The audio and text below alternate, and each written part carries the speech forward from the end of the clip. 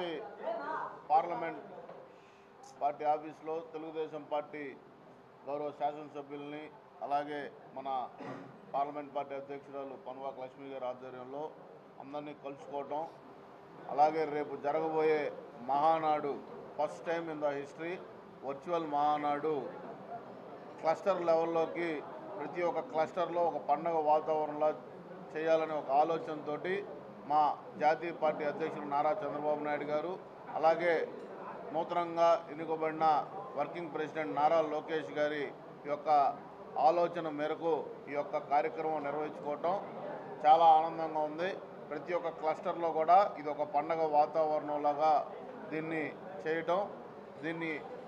ఎలాగా ఏర్పాటు చేయాలి అన్ని క్లస్టర్లతోటి ఈరోజే మీటింగ్ పెట్టుకోవడం, తిరుపతి పార్లమెంట్లో ఉన్న అన్ని క్లస్టర్లతోటి మీటింగ్ పెట్టుకొని దీన్ని ఏ విధంగా ఈ యొక్క సమ్మర్ టెంపరేచర్స్ కూడా ఎక్కువ ఉన్నాయి, దానికి ఏమేమి జాగ్రత్తలు తీసుకోవాలి అవన్నీ అందరూ ఇన్ఛార్జీలు కానీ అందరం మాట్లాడుకొని ఒక టీం వర్క్ తోటి ఈ ప్రోగ్రాం బాగా గ్రాండ్ సక్సెస్ చేయాలన్న ఒక ఆలోచనతో అందరం ముందుకెళ్తున్నాం. తప్పకుండా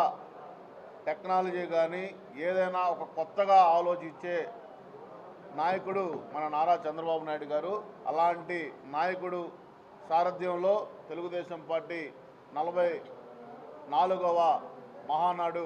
చాలా ఘనంగా నిర్వహించబోతున్నామని కూడా మరొకసారి తెలియజేసుకుంటూ అందరి దగ్గర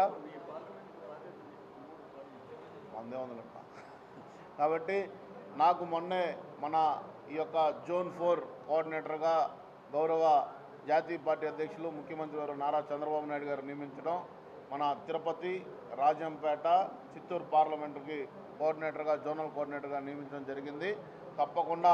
అందరితోటి సమన్వయం చేసుకొని రాబోయే రోజుల్లో స్థానిక సంస్థల ఎన్నికల్లో తెలుగుదేశం పార్టీ అన్ని స్థానాల్లో గెలుపునకు కృషి చేస్తామని కూడా మరొకసారి తెలియజేసుకుంటూ సెలవు తీసుకుంటా ఉన్నాం.